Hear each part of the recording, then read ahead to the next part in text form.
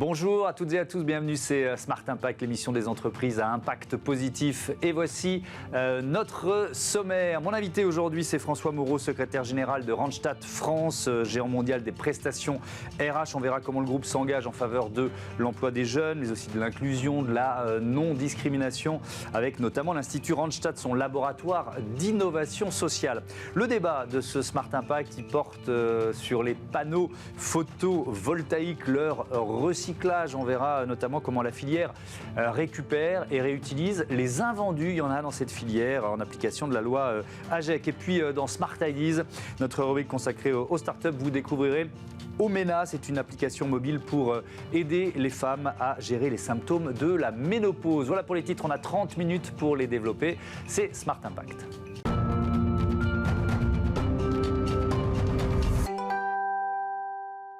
L'invité de Smart Impact, c'est François Moreau. Bonjour. Bonjour Thomas. Bienvenue, vous êtes le secrétaire général de Randstad France, membre et mécène de la communauté Les entreprises s'engagent, dont Bismart est partenaire. On va démarrer là-dessus. Elle vous apporte quoi cette communauté, les entreprises s'engagent? Pourquoi vous l'avez rejointe?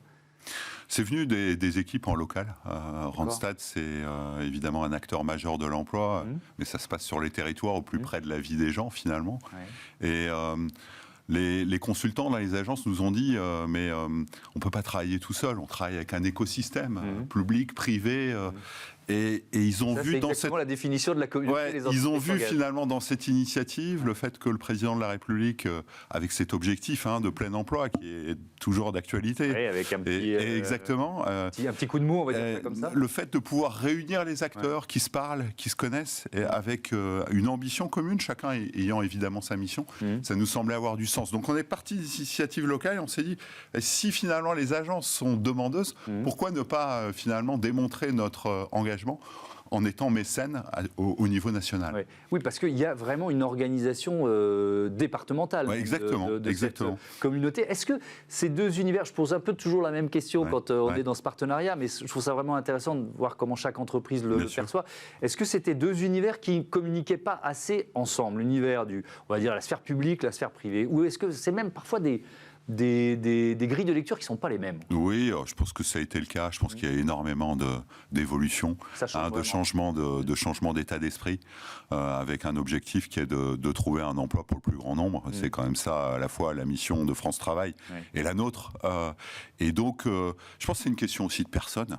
Le fait simplement de se poser, d'apprendre à se connaître, de voir finalement que nos missions sont complémentaires et que ça a du sens de travailler ensemble sur un territoire pour une cause qui est quand même très noble, il faut le dire, ça a du sens. Et aujourd'hui, vous êtes présent dans tous les clubs départementaux des entreprises? Oui, alors ou pas encore? Alors, ce qu'on a fait, c'est qu'on a créé une communauté qui s'appelle Randstad s'engage, en se disant, finalement, il y a toujours, vous savez, dans un groupe, ceux qui sont très moteurs, ceux qui sont à l'initiative, ceux qui sont plutôt suiveurs, et c'est la vie, c'est comme ça, et donc nous, on a créé ce Randstad s'engage qu'on réunit une fois par mois et on partage les bonnes initiatives entre les différents territoires, les différents départements. Et donc, on a en effet des directeurs de régions qui sont leaders de certains clubs. Donc oui, on a vraiment, pour nous, c'est ce maillage, cette présence dans les territoires qui a vraiment de l'importance. Et c'est ce qui permet évidemment d'être le plus efficace. Quelques chiffres concernant Randstad France, 15 000 collaborateurs, 900 points de présence, ça dit un peu votre maillage territorial justement, 85 000 salariés intérimaires délégués dans les entreprises chaque semaine et un chiffre d'affaires 2022 de près de 4 milliards d'euros. On va détailler un peu vos actions parce qu'elles vont dans pas mal de directions différentes et je reste sur la thématique de l'emploi des jeunes pour commencer. Il y a quoi? Il y a un dispositif spécial au sein de Randstad. Comment vous fonctionnez sur cet objectif de l'emploi des jeunes?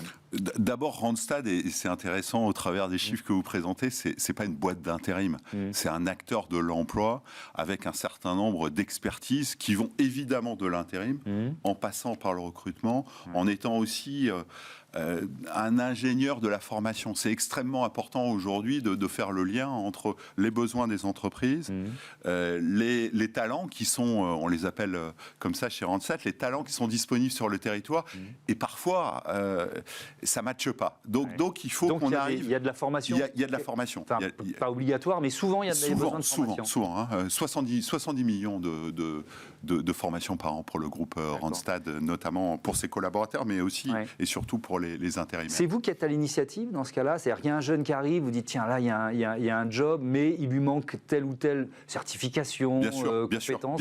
Bien sûr, on est à l'initiative et on met ça en exergue, c'est-à-dire qu'on insiste auprès du collaborateur que l'on va soit embaucher, soit déléguer en fonction du contrat, en lui disant dans notre prestation il y a la possibilité de se former. Et je pense qu'aujourd'hui dans la société dans laquelle on vit aussi, se former, et j'insiste beaucoup là-dessus, c'est vraiment pour moi, c'est se former tout au long de la vie. Notre employabilité, elle est précaire quelque part, et donc il faut continuer à apprendre. C'est pas parce qu'on a appris des choses quand on était plus jeune qu'il faut pas continuer à avoir cette curiosité. Moi je suis toujours frappé quand on présente quelqu'un, on donne son diplôme même si ça fait 40 ans qu'il l'a passé. Exactement. Bref, on est plus sur des certifications que sur des diplômes, tiens d'ailleurs aujourd'hui.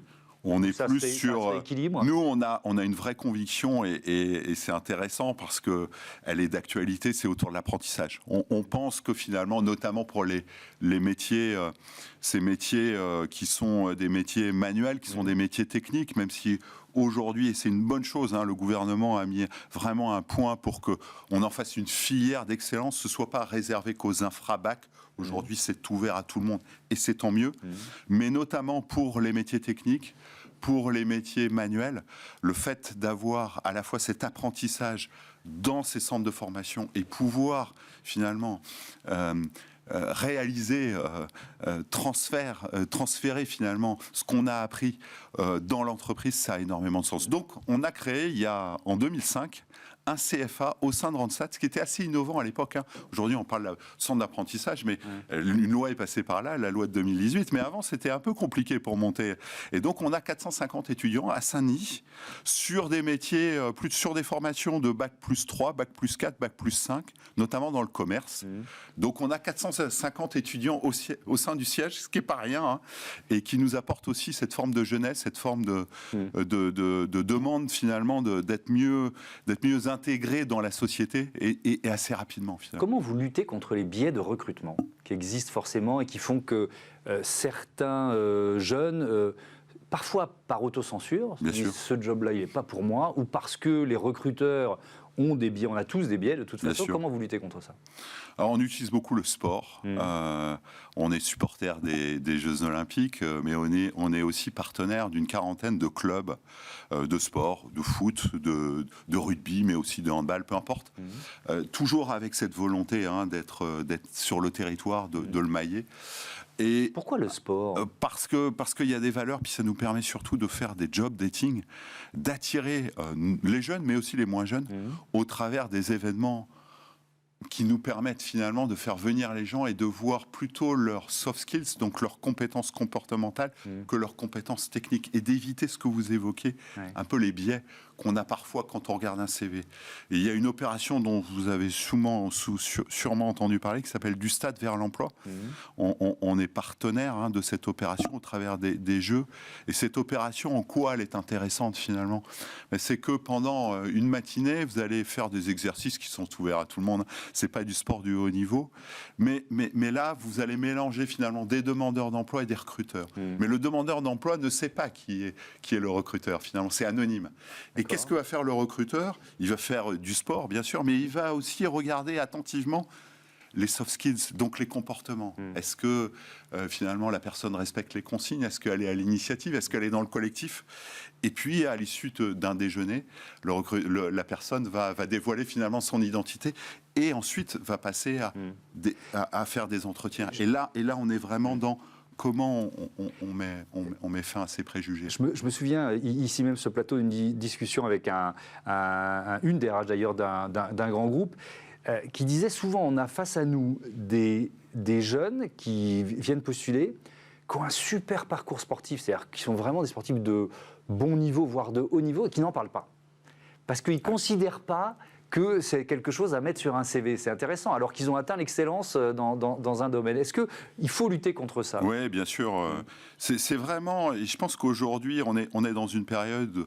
Même si ça l'est un tout petit peu moins aujourd'hui, il y a une tension. En tout cas, sur un certain nombre de métiers aujourd'hui, il y a toujours une tension très forte de recrutement. Hein. Lesquels? Et donc, notamment l'aéronautique, le nucléaire, quand on parle de l'industrie, et puis dans les services, tout ce qui est lié à l'attraction, à l'hospitaliser, les parcs d'attraction, cherchent désespérément des collaborateurs. Mais il ne faut pas oublier l'armée. L'armée va recruter 28 000 collaborateurs en 2024.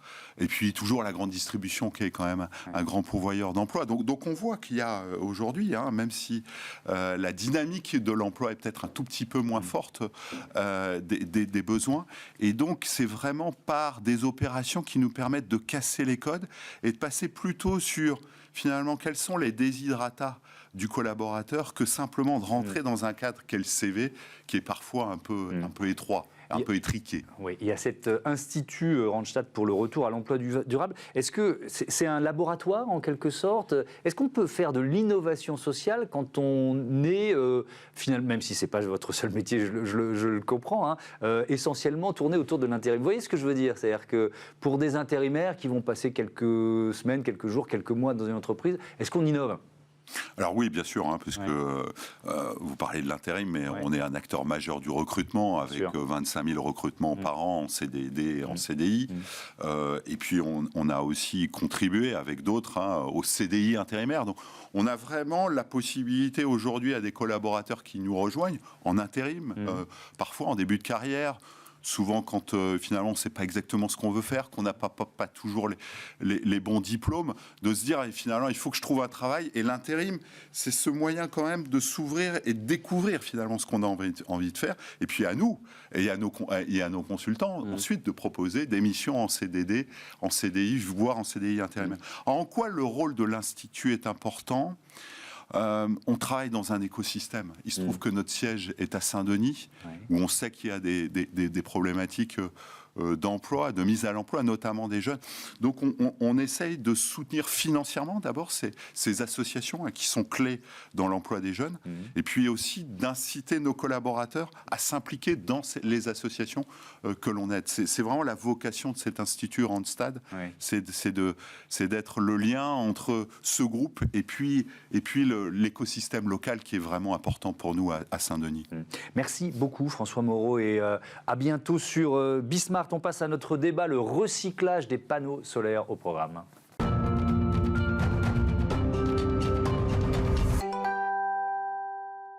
Le débat de Smart Impact. Je vous présente mes invités. Nicolas Defresne, bonjour. Bonjour. Bienvenue, vous êtes le directeur général de Soren. Et puis avec nous en duplex, Frédéric Seguin, le directeur général de Envie 2E Aquitaine. Bonjour, bienvenue à vous aussi.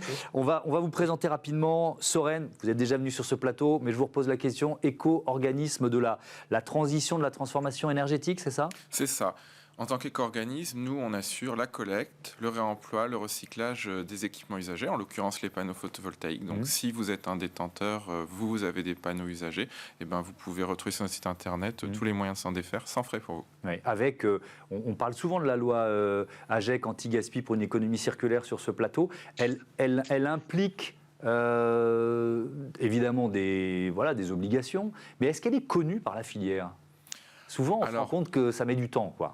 Les acteurs de la filière photovoltaïque qui sont très engagés sur les questions de gestion des équipements en fin de vie, ils ont un enjeu qui est aussi d'exemplarité environnementale, et d'ailleurs plus que dans les autres filières d'électrique.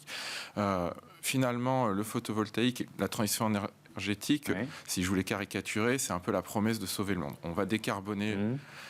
Et si vous ne gérez pas vos équipements en fin de vie de manière exemplaire, et vraiment peut-être même mieux que les autres, vous allez être considéré comme hypocrite par nos concitoyens. Et donc, la filière s'est engagée assez rapidement, donc depuis 2014, et avec la loi AGEC, il y a effectivement un mouvement d'accélération. Et on travaille pleinement avec l'ensemble des parties prenantes, alors les opérateurs, les metteurs sur le marché, les pouvoirs publics, pour justement développer et faire en sorte que les Français sachent que ça se recycle. Alors Frédéric Seguin, présentez-nous Envie 2E Aquitaine, c'est de la délamination des panneaux solaires. J'avoue que je ne connaissais pas ce mot, délamination. De quoi s'agit-il? Oui, alors délamination ça existe, mais la délamination de panneaux solaires ça n'existe pas, puisque nous sommes les premiers au monde à le faire. Je voudrais vous présenter Envie. D'abord, Envie, c'est un réseau d'entreprises, une 60aine d'entreprises, des entreprises d'insertion qui œuvrent dans le réemploi, la prévention. Notre métier, c'est de sauver, d'éviter le déchet, que ce soit dans le déchet électrique ou dans le matériel médical. On fait tout pour éviter que ce soit un déchet ou en tout cas faire tout ce qu'on peut pour remettre, pour donner une seconde vie à ces appareils. Donc Envie, un réseau d'entreprises, 3000 salariés. Et Envie 2E Aquitaine, c'est une des entreprises de ce réseau qui est située donc près de Bordeaux, à Saint-Loubès. Et donc la délamination, racontez-moi. Pardon ? La délamination, racontez-moi. Oui, la délamination, je vais vous dire justement. Donc, on faisait de la collecte de panneaux photovoltaïques pour Soren, et puis on savait qu'il fallait à un moment installer une usine de traitement dans le sud-ouest. Et donc, on s'est intéressé aux différentes façons de traiter les panneaux photovoltaïques en fin de vie. Et la seule chose qui existe au monde, c'était donc du broyage. Et on est allé chercher une technologie japonaise qui permet de décoller, on va dire, les sous-couches qui fabriquent l'électricité sous la plaque de verre. Puisqu'un panneau photovoltaïque, c'est une multitude de couches comme ça, donc une plaque de verre, et puis des couches de VA, c'est-à-dire de plastique et de cellules photoélectriques. Donc la délamination, c'est une lame chaude à plus de 300 degrés qui va venir passer entre la plaque de verre et ses sous-couches souples pour venir les décoller. Et ensuite, ces sous-couches souples, on va pouvoir les envoyer chez un sous-traitant à Grenoble pour en extraire tous les métaux, l'argent, le cuivre et le silicium. Et voilà, et on en vient à ces métaux critiques ou ces métaux rares. Nicolas Defresne, c'est quoi la durée de vie d'un panneau solaire en moyenne et qu'est-ce qu'on peut y récupérer quand justement voilà, il a perdu de son efficacité ? La durée de vie d'un panneau solaire, en moyenne, c'est 25 ans. Après, ça va dépendre de l'usage. Si vous l'avez sur votre toit, vous pouvez le garder même, j'ai envie de dire, plus longtemps parce que vous n'avez pas forcément envie de faire des gros travaux. Ouais. Si vous êtes sur il va être un peu moins efficace, mais il va continuer de fonctionner, oui, c'est ça ? Et la perte est assez faible, en fait, dans nos régions tempérées. En revanche, si vous êtes sur une grande centrale photovoltaïque au sol, vous avez un moment aussi un choix à faire entre le rendement versus le progrès technologique. Et ça peut être intéressant, à un moment donné, en termes d'optimisation du foncier pour produire plus d'électricité, de changer les panneaux photovoltaïques. Donc, une fois qu'ils sont démontés, ils sont envoyés chez un de nos opérateurs, par exemple Envie, et là, on va essayer de récupérer les métaux. Et le cœur de mission de Soren, c'est justement de travailler sur la régénération de ces matériaux critiques. Pour vous donner un exemple, à la COP28, on a annoncé un triplement des objectifs d'installation photovoltaïque. Oui. Aujourd'hui, le photovoltaïque, c'est un tiers de la consommation mondiale d'argent. Ben, si vous triplez, ça veut dire que le photovoltaïque, à horizon 2030, c'est 100% de la consommation mondiale d'argent. C'est pas raisonnable, c'est pas possible. Donc il faut le récupérer, quoi. Absolument, il faut le récupérer. Et donc nous, on travaille avec des partenaires qui développent des solutions à haute valeur ajoutée, justement pour aller sur ces matériaux critiques. Et ces matériaux critiques, c'est un enjeu économique, c'est un enjeu de souveraineté industrielle et c'est aussi un enjeu géopolitique parce que c'est des ressources dont on ne dispose pas forcément dans notre sous-sol. Et alors on parle de quel métaux rares ou métaux critiques, donc vous disiez argent, silicium, cuivre, qu'est-ce qu'on trouve finalement dans un panneau photovoltaïque qui est une ressource quoi, et qui a encore de la... Un panneau photovoltaïque, c'est grosso modo à 70% du verre. Ça, c'est pas critique. Mais vous avez environ 13% du poids qui est l'argent, l'aluminium. L'argent, c'est un petit peu moins de 0,08% du poids en moyenne, donc c'est très faible, mais quand même. Vous avez le cuivre, proche de 3%. Vous avez le silicium, également 3%. Et puis, vous avez pas mal de métaux, du gallium, de l'indium, du tellurure. On peut les recycler indéfiniment, c'est-à-dire que ça redevient d'autres panneaux photovoltaïques après, ou alors c'est d'autres usages ? Lorsqu'on les recycle, nous, on travaille sur des boucles ouvertes. On essaye de valoriser au mieux en fonction des besoins. Et les technologies de panneaux photovoltaïques qui ont été mises sur le marché il y a 15, 20, 25 ans et qui vont être aujourd'hui recyclées, ce n'est pas forcément les matériaux dont on a besoin pour produire les technologies photovoltaïques de demain. Donc on travaille vraiment sur une optimisation économique de ces matériaux, mais qui peuvent être utilisés pour d'autres choses. Le silicium, par exemple, aujourd'hui, ça part dans la décarbonation de la production d'acier. Ouais. Alors je parlais de la loi AGEC qui oblige les entreprises à gérer leurs invendus. Avant c'était les invendus alimentaires et c'est vrai aussi pour toutes les entreprises maintenant. Frédéric Seguin, j'ai été surpris de me dire tiens, il y a des invendus aussi dans la filière photovoltaïque. Est-ce que vous en récupérez beaucoup ? Qu'est-ce que vous en faites ? Comment c'est géré ça ? Alors, du coup, je pense que ce n'est pas tellement les invendus, c'est surtout les panneaux qui rentrent chez nous et qui sont encore en état de fonctionnement. Ouais. Je pense que c'est à ça que vous faites allusion. Aussi, oui. ces panneaux, pourquoi ? Parce qu'on a cette fameuse ligne, nous, de réemploi où on va faire tous les tests. On l'a vu tout à l'heure, vous avez vu une petite vidéo passée. Voilà, la loi AGEC interdit de jeter tout ce qui fonctionne encore. Donc, nous, tous les panneaux qui rentrent en bon état, on va les passer sur cette ligne de test. Et tous ceux qui le méritent vont avoir une seconde vie et on va les remettre en service, on les revendra en occasion, entre guillemets. Et ils peuvent fonctionner souvent encore longtemps, c'est ça la surprise? Parce qu'on a des idées reçues peut-être sur la durée de vie de ces panneaux photovoltaïques. Oui, c'est-à-dire que les fabricants, pendant longtemps, disaient qu'ils étaient donnés pour perdre à peu près 2% par an. C'est-à-dire qu'au bout de 20 ans, ils avaient perdu 20% de leur capacité. Mais dans nos mesures, on s'aperçoit aujourd'hui que des panneaux qui ont 20 ans ont perdu à peine 3-4% de leur production. Donc ça ne vaut pas le coup de les jeter. Ils méritent encore de produire pendant encore 10, 15, 20 ans peut-être. Oui. Ouais. Nicolas Defresne, qu'est-ce qui rend un panneau photovoltaïque obsolète, entre guillemets, hein, vous voyez ce que je veux dire, vous parliez d'innovation technologique, on innove beaucoup dans ce secteur? Ah oui, la puissance, elle a été multipliée par 3 ou 4 au cours des 10 dernières années pour un module photovoltaïque. Mais pour revenir à votre question précédente aussi, c'est une question d'usage. C'est-à-dire que si demain vous voulez, par exemple, électrifier un abribus en zone rurale non connectée, vous n'avez pas besoin d'un panneau de 400 watts crête, 500 watts crête, qu'on trouve aujourd'hui sur le marché. Vous pouvez tout à fait utiliser un panneau de seconde vie parce que finalement, votre besoin, ça va être peut-être avec une batterie d'alimenter quelque port USB. Le mobilier urbain est un bon exemple, à mon sens, pour ça. Et donc, je pense qu'il faut voir qu'il y a différents marchés avec différents besoins. Et la seconde vie, effectivement, n'a pas forcément de sens sur la toiture d'un particulier. En revanche, on peut trouver des usages très intéressants, très diffus. Et ça veut dire que cette filière de circularité pour ce secteur particulier, elle est identifiée aujourd'hui, parce que là vous parlez par exemple de mobilier urbain, donc clients potentiels, les collectivités locales, elles ont ce réflexe? Les directions d'achat ont ce réflexe?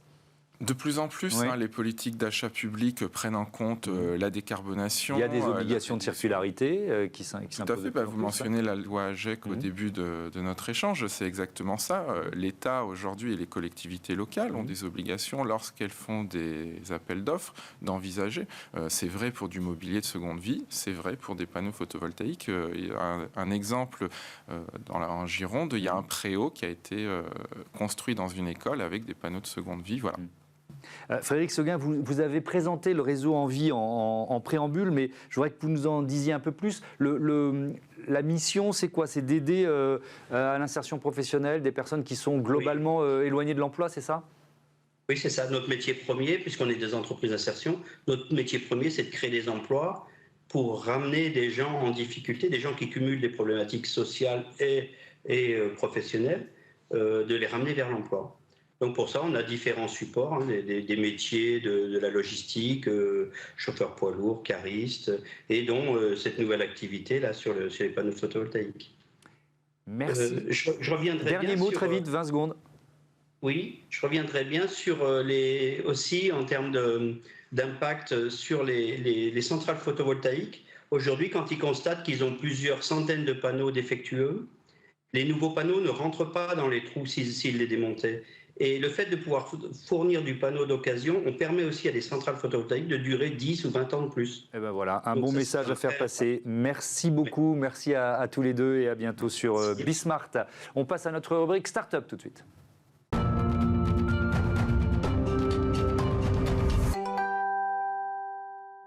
Smart Ideas, notre rubrique consacrée aux startups éco-responsables et sociétaux responsables avec Mathilde Nem. Bonjour. Bonjour, bienvenue. Merci de me recevoir. Vous êtes la cofondatrice et présidente d'Omena, créée en 2021 avec Aeon Park et Jane Dois. C'était quoi l'idée de départ, le déclic? Racontez-moi. Alors Omena, c'est une application pour aider les femmes à gérer leurs symptômes de préménopause et ménopause. Et on a eu l'idée, avec mes deux associés, de monter ça pendant nos études. On voulait travailler en santé des femmes sur un sujet féministe, engagé, de santé. Et au début, naturellement, on pensait à des sujets de santé qui nous concernaient, nous. Donc potentiellement la fertilité. Oui, exactement, c'est ça. Hein. Et en fait, on se rendait compte qu'il y avait déjà beaucoup d'innovations sur l'endométriose, enfin tous les sujets de santé féminine qui concernent les femmes plus jeunes. Et rien sur la ménopause. Et du coup, on en a parlé avec nos mères, tout simplement. Et elles nous ont dit, bah ouais, c'est vrai que... En plus, elles nous nous disait que nous, quand on était jeunes, sur l'endométriose, sur la grossesse, sur le postpartum, il n'y avait rien. Maintenant qu'on est ménopausé, il n'y a rien non plus. Donc, quid de lancer quelque chose là-dessus. Donc, c'est une appli qui recense des informations sur les symptômes, c'est ça? Il y a plus de 34 symptômes de ménopause et de préménopause. Et en fait, comme c'est pas une maladie, les médecins accompagnent pas trop les femmes sur ces sujets-là. Et donc, nous, on a créé des programmes pour aider les femmes à gérer leurs symptômes qui reposent sur différents exercices de relaxation, de nutrition, des conseils santé créés par des professionnels de santé. 34 symptômes différents, déjà pour moi c'est une surprise. Est-ce que c'est toujours un tabou de parler de ménopause aujourd'hui? Quand même un peu moins. C'est moins tabou qu'avant. On en parle beaucoup dans la presse récemment. Il s'est passé vraiment beaucoup de choses. Mais en fait, c'est tabou quand ça devient important d'en parler. Donc, par exemple, au travail, par exemple, avec son médecin. Il y a beaucoup de femmes qui n'osent pas en parler avec le médecin parce qu'il y a des symptômes qui sont un peu gênants pour elles. Et le médecin ne pense pas forcément en parler vu que ce n'est pas une maladie. Donc, tabou dans les médias, moins qu'avant, mais au travail, oui, par exemple. Et si c'était un tabou, est-ce qu'il y a, par définition, un manque de connaissances ou d'informations qui rend votre appli d'autant plus En fait, c'est exactement ça le sujet. C'est que du coup, les femmes, elles ne sont pas informées par la plupart des médecins. Parfois, elles pensent qu'elles sont malades parce qu'il y a des symptômes qui sont, par exemple, des grosses crises de panique ou de tachycardie, des douleurs articulaires importantes. Et du coup, elles font tout un panel de tests médicaux pour voir ce qui se passe. Et en fait, elles se rendent compte que c'est juste la ménopause. Mais du coup, manque d'informations, problème numéro 1 sur notre sujet. Et quand on parle de préménopause, ça peut arriver vers quel âge ? En général, c'est vers 45-47 ans qu'on commence à avoir des fluctuations hormonales importantes avant d'être vraiment ménopausée. Alors, comment on peut aller mieux avec une appli ? Vous voyez ce que je veux dire ? Parce que bon, vous n'allez pas même si ce n'est pas une maladie, est-ce qu'il suffit d'appliquer quelques bons conseils pour aller mieux ? Ou en tout cas, comment vous répondrez à cette question ? En gros, déjà, il y a beaucoup de symptômes qui sont de l'ordre du bien-être mental. Donc, anxiété, tout ce qui va être trouble du sommeil, qui sont habituellement très bien réglés par des applications mobiles. Donc, nous, on va accompagner sur ça, mais avec un langage qui est spécifique à la ménopause. Après, sur la prise de poids, par exemple, c'est aussi habituel d'avoir des applications qui accompagnent sur la prise de poids, sauf que nous, c'est spécifique à la prise de poids hormonale qui est liée à la ménopause. Donc, on va proposer des conseils différents. Tout ce qui est, après, les conseils de santé sexuelle, c'est des programmes faits par des sexologues où il y a beaucoup de conseils, d'exercices, de communication avec le conjoint, par exemple. Donc, voilà à peu près ce qu'on propose dans notre appli. Ça cumule un peu tous ces... C'est ça, il y a vraiment énormément de contenu, de programmes, d'exercices. Est-ce que ça existait, une appli comme celle-là, ou alors le marché français est un peu en retard sur ce thème ? Alors, ça existe, mais ce n'est pas des entreprises françaises. Donc, par exemple, les boîtes qui sont assez connues qui font ça va être des applications comme Flow et Clou sur suivre ses règles, avoir des conseils sur comment tomber enceinte, comment gérer son syndrome prémenstruel, mais ça adresse encore une fois les femmes plus jeunes. Donc ça, c'est des applications qui sont assez largement utilisées, mais en France, sur la ménopause spécifiquement, il n'y a rien. C'est quoi le modèle économique ? C'est gratuit, c'est payant, comment ça marche ? Bonne question. Donc, il y a une partie de l'application qui est gratuite. Donc, tout ce qu'on disait au début, manque d'information. Donc, l'information vraiment sur la ménopause, combien de temps durent les symptômes, quel traitement il faut prendre, quels sont les risques pour la santé, c'est gratuit. Ça, c'est notre mission Impact. Et après, les programmes bien-être pour aider à gérer ces symptômes, si on veut les débloquer en entier, c'est un abonnement payant qui coûte 60 € l'année. Et puis, il nous reste 30 secondes, il faut aller vite. Il y a aussi un développement B2B possible, c'est-à-dire il y a des entreprises qui peuvent aider leurs salariés. Exactement. En fait, ça, c'est un mouvement qui vient d'Angleterre. Il y a un label qui s'appelle Menopause Friendly Accreditation pour les entreprises, où il y a énormément de grands groupes qui ont adhéré.